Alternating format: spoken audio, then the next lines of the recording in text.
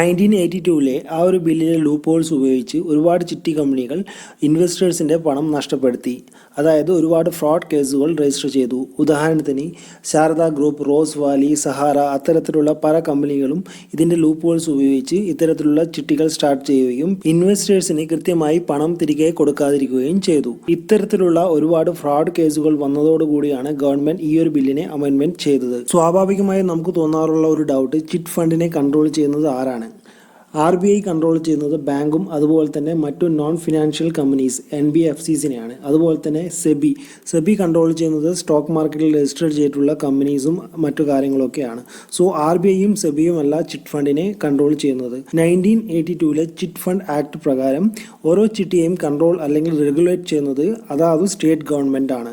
So central government അല്ല ഇത്തരത്തിലുള്ള ചിട്ടികളെ control ചെയ്യുന്നത്, അതായത് സ്റ്റേറ്റ് ഗവൺമെന്റ്സ് ആണ് ചിറ്റ് ഫണ്ടുകളെ കൺട്രോൾ ചെയ്യുന്നത്. 1982 ആ ഒരു റൂൾസ് പ്രകാരം ഓരോ ചിറ്റ് ഫണ്ടും അതാത് സ്റ്റേറ്റ് ഗവൺമെന്റിലാണ് രജിസ്റ്റർ ചെയ്യേണ്ടത്. ഇപ്പോൾ ഏകദേശം ഒരു 10,000-ഓളം രജിസ്റ്റേർഡ് ചിറ്റ് ഫണ്ട് കമ്പനികൾ ഇന്ത്യയിൽ ഇപ്പോൾ പ്രവർത്തിക്കുന്നുണ്ട്. 1982 ചിറ്റ് ഫണ്ട് ആൻഡ് കുറി ഈ 3 പേരിൽ അറിയപ്പെടുന്ന ഇൻവെസ്റ്റ്മെന്റ് ആണ് ഈ ഒരു ബില്ലിന് കീഴിൽ വന്നിരുന്നത്. എന്നാൽ 2019 3 പേരുകൾ കൂടി ഇതിൽ ആഡ് ചെയ്തു: fraternity fund, rotating savings and credit institution. ഇത്തരത്തിൽ പേര് ആഡ് ചെയ്യാനുള്ള ഒരു കാരണം, പല കമ്പനികളും റൊട്ടേറ്റിംഗ് സേവിങ്സ് അല്ലെങ്കിൽ ക്രെഡിറ്റ് ഇൻസ്റ്റിറ്റ്യൂഷൻ എന്ന പേരിൽ കുറി ആരംഭിക്കുകയും ഇൻവെസ്റ്റേഴ്സിൽ നിന്നും പണം വാങ്ങുകയും ചെയ്തു.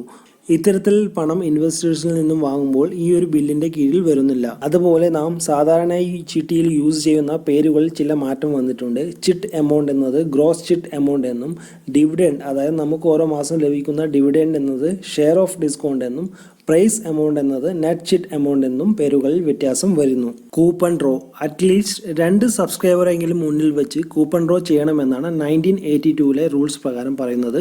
എന്നാൽ കാലവും ടെക്നോളജിയും മാറുന്നതനുസരിച്ച് ചെറിയൊരു മാറ്റം ഇവിടെ വന്നിരിക്കുകയാണ്. വീഡിയോ കോൺഫറൻസിംഗ് വഴിയും ഇത്തരത്തിലുള്ള കൂപ്പൺ ഡ്രോ ചെയ്യാം എന്നാണ് ഈ ഒരു ബില്ലിൽ വന്നിരിക്കുന്ന ഒരു മാറ്റം. 1982 റൂൾസ് പ്രകാരം സിംഗിൾ പേഴ്സൺ നടത്തുന്ന ചിട്ടി മാക്സിമം 1 ലക്ഷം രൂപയും അതുപോലെ 4 അതിൽ കൂടുതലോ വ്യക്തികൾ ചേർന്ന് നടത്തുന്ന ചിട്ടിയിൽ 6 ലക്ഷം രൂപ വരെയാണ് അനുവദിച്ചിട്ടുള്ള എമൗണ്ട്. എന്നാൽ പുതിയൊരു ബിൽ പ്രകാരം സിംഗിൾ പേഴ്സൺ നടത്തുന്ന ചിട്ടിയിൽ 3 ലക്ഷം രൂപ വരെയും അതുപോലെ 4 അതിൽ കൂടുതലോ വ്യക്തികൾ നടത്തുന്ന ചിട്ടിയിൽ 18 ലക്ഷം വരെയും അനുവദിച്ചു. നേരെ 3 മടങ്ങ് ഇരട്ടി.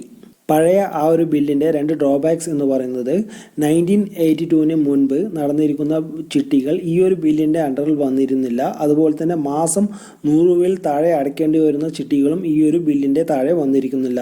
ഈ ഒരു പഴുതു വെച്ച് മിക്ക കമ്പനികളും ആയിരക്കണക്കിന് വ്യക്തികളിൽ നിന്നും 100 രൂപയിൽ താഴെയുള്ള മാസത്തവണ വാങ്ങുകയും അങ്ങനെ ലക്ഷക്കണക്കിന് രൂപ ഉണ്ടാക്കുകയും ചെയ്തു. പുതിയ ബിൽ പ്രകാരം അതാത് സ്റ്റേറ്റ് ഗവൺമെൻറ് ഡിസൈഡ് ചെയ്യാം മിനിമം എമൗണ്ട് എത്രയാണെന്ന്. അടുത്തതായി ഫോർമാൻ കമ്മീഷൻ. നമുക്കറിയാം ഈ ഒരു ചിട്ടി നടത്തുന്ന കമ്പനികൾ അവരുടെ കമ്മീഷനായി വാങ്ങുന്ന ആ ഒരു എമൗണ്ടാണ് ഫോർമാൻ കമ്മീഷൻ എന്ന് പറയുന്നത്. സോ പല കമ്പനികളിലും ഒരുപാട് നാളായിട്ടുള്ള അവരുടെ ഡിമാൻഡാണ് ഈ ഒരു ഫോർമാൻ കമ്മീഷൻ കൂട്ടുക എന്നത്. ഇതാണ് ഏറ്റവും വലിയ തിരിച്ചടി ഈ ഒരു ബില്ലിൽ സബ്സ്ക്രൈബേഴ്സിന് അല്ലെങ്കിൽ ഉപഭോക്താവിന്. എന്താണ് നമുക്ക് നോക്കാം.